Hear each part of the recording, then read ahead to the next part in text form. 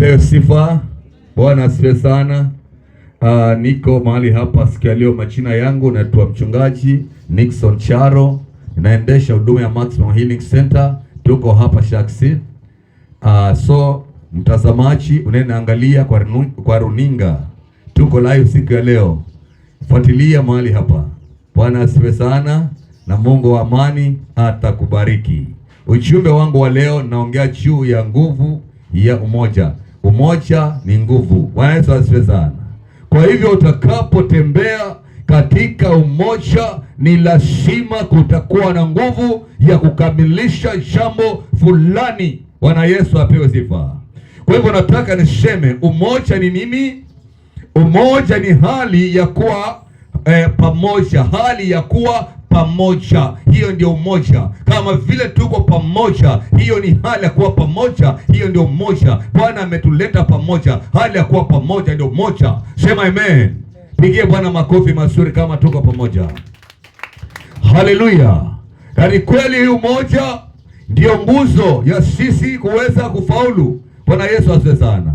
Tukisoma katika kitabu cha Zaburi mlango wa 133 inasema dhahiri ya kwamba tazama jinsi ilivyo vyema na kupendeza wakati ndugu wanapoishi pamoja katika umoja. Bwana Yesu asifiwe sana. Wandugu kuishi umoja katika umoja ni jambo la kupendeza sana, kwa sababu katikati yao watu hawa ni lazima wakafaulu kwa kila jambo watakaloweza kufanya. Bwana Yesu apewe sifa. Sema amen. Na unasikia nakwambia, ni kama mafuta ya thamani yaliyomiminwa kichwani, yatirikayo kwenye ndevu za Aroni mpaka kwenye pindo na wa mavazi yake. Ni kama vile umande wa Harmoni unavyoanguka juu ya mlima Sayuni, kwa maana huko ndiko Bwana alikoamuru baraka yake, naam hata uzima wa milele. Bwana Yesu asifiwe sana.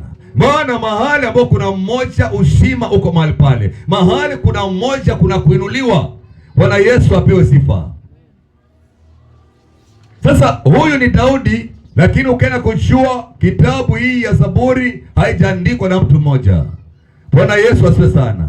Lakini unakuta Zaburi inasema alikuwa akiongelelea juu ya ukweli wa kiroho kama vile Yesu alivyowaambia wanafunzi wake. Yaani hili lilikuwa ndio ukweli wa kiroho.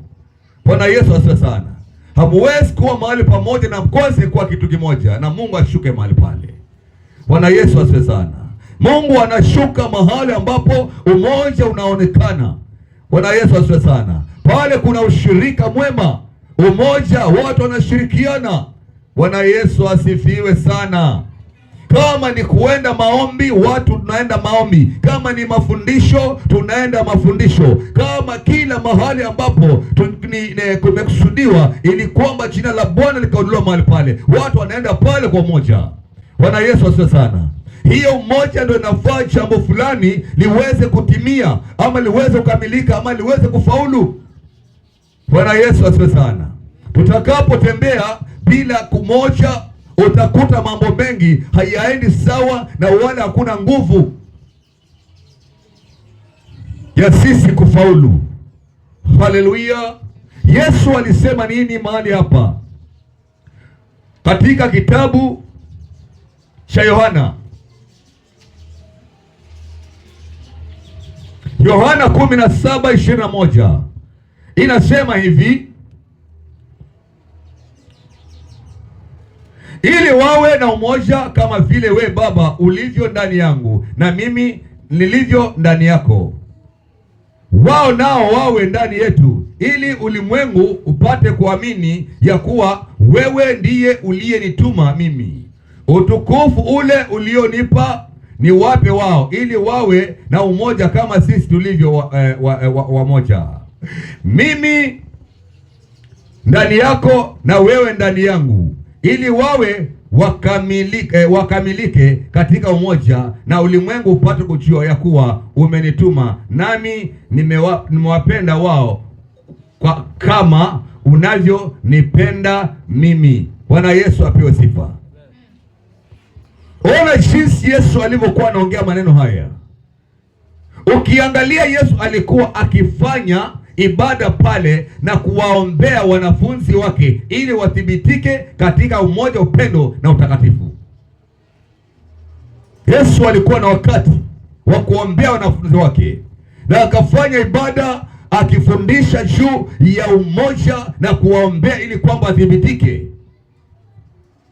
Bwana Yesu apewe sifa. Na unakuta Agano la Kale waliongea juu ya umoja, na sasa hivi Yesu the same anaongea kuhusu umoja.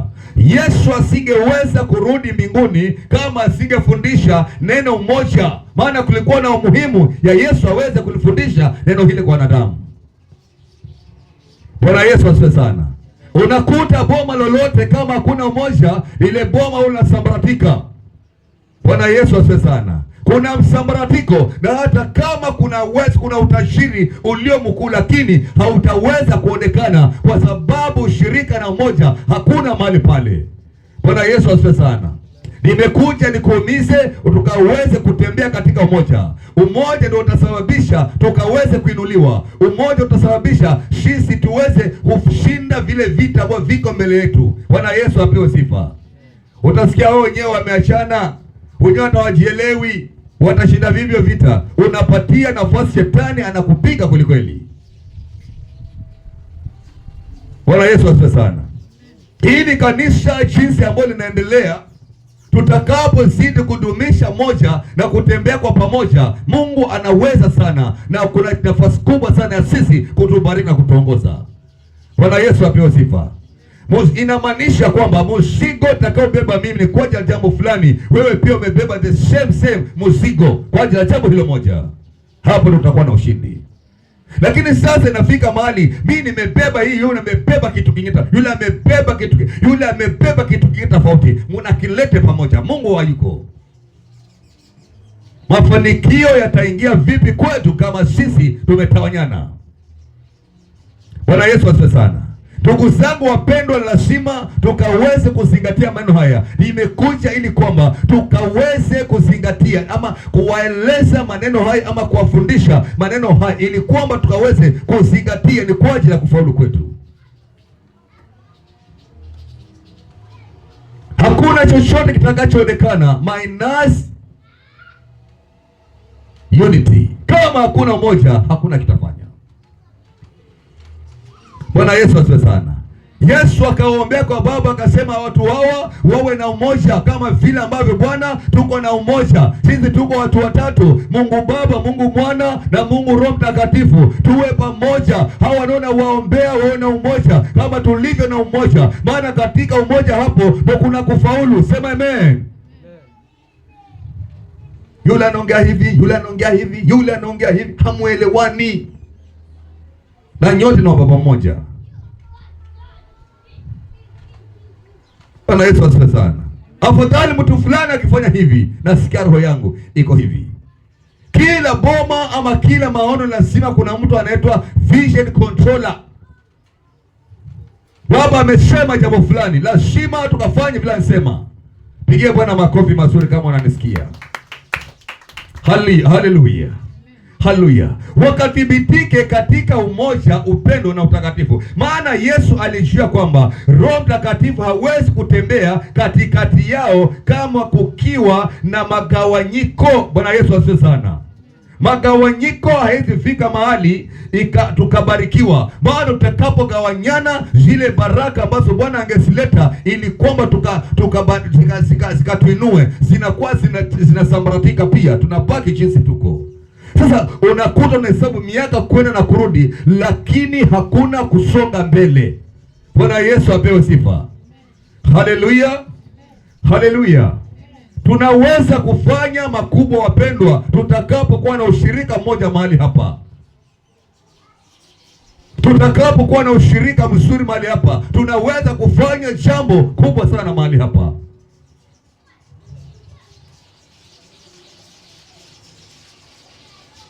Bwana Yesu apewe sifa. Nataka nithibitishe ama nisisitize sana neno hili siku ya leo. Haleluya, haleluya.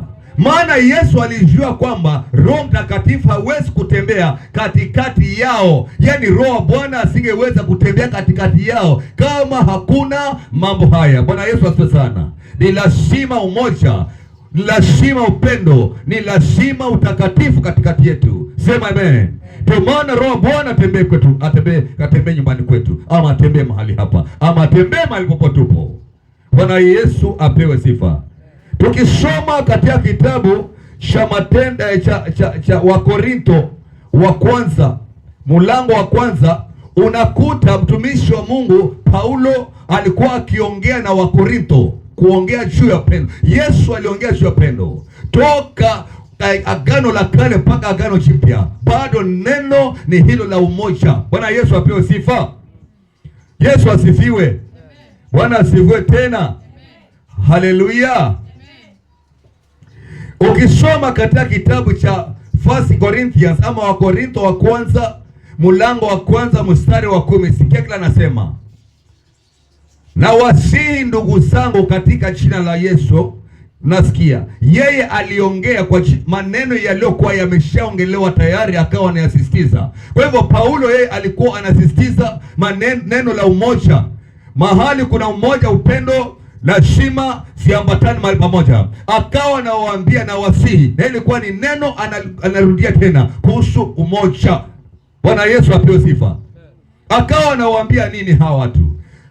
Na wasihi ndugu zangu katika jina la Bwana wetu Yesu Kristo, kwamba mpatane nia zenu ninyi kwa ninyi, ili pasiwepo na matengamano katikati yenu, na kwamba muwe kuna umoja ukikamilifu katika nia na katika kusudi. Bwana Yesu asifiwe sana. Katika nia na katika nini? Kusudi. Alikuwa anaongea juu moja.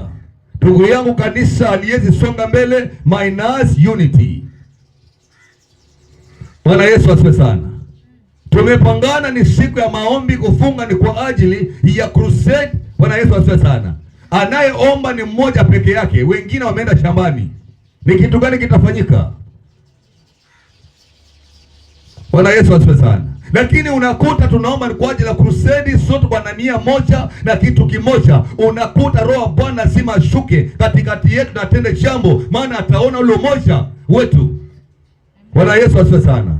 Kwa hivyo nataka niwaambie nini? Kufaulu kwetu, ndugu zangu wapendwa, watu wa Mungu, ni lazima tukaweza kusisitiza kitu moja katika maisha yetu. Bwana Yesu apewe sifa. Maana sio mahali kuna umoja lazima pendo au ako hapo hapo. Pigie Bwana makofi mazuri.